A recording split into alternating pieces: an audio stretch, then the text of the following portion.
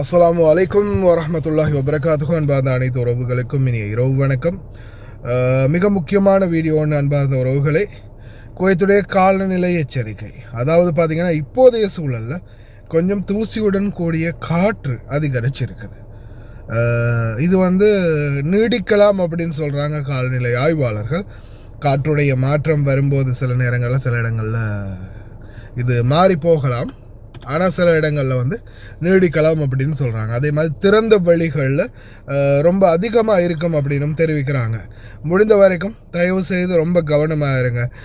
முக்கியமாக திறந்த வழிகளில் பயணிக்கும் போது ஏதாவது தகரங்களோ ஏதாவது அந்த வெளியில் போர்டு மாதிரி ஏதாவது வச்சுருப்பாங்களே அதுகளோ கலண்டு வர்றதுக்கு வாய்ப்பு இருக்குது.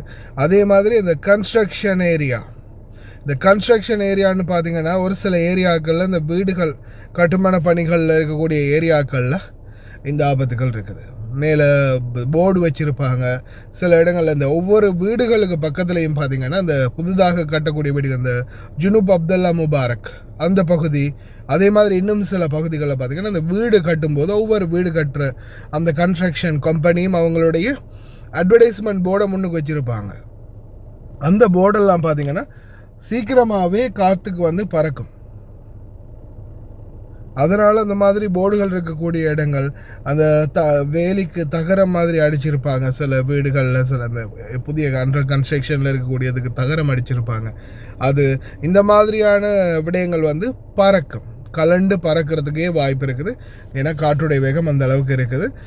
சில ஏரியாக்களில் குறைவாக இருக்கலாம், சில ஏரியாவில் திறந்த வழிகள் எல்லாம் ரொம்ப அதிகமான காற்றுடைய வேகம் இருக்குது. நான் இப்போ வரும்போது கூட என்னுடைய வண்டியில் நான் ரெக்கார்டிங் போட்டிருந்தேன், அதை கடைசியில் போடுறேன் பாருங்கள். எல்லா பகுதியும் அப்படியே டஸ்ட்டாகவே இருக்குது ரோடெல்லாம்.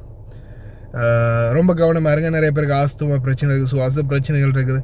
இந்த மாதிரி பிரச்சனைகள் இருக்கிறவங்களும் தயவு செய்து கவனம், முடிந்த வரைக்கும் சேஃபாக இருங்க.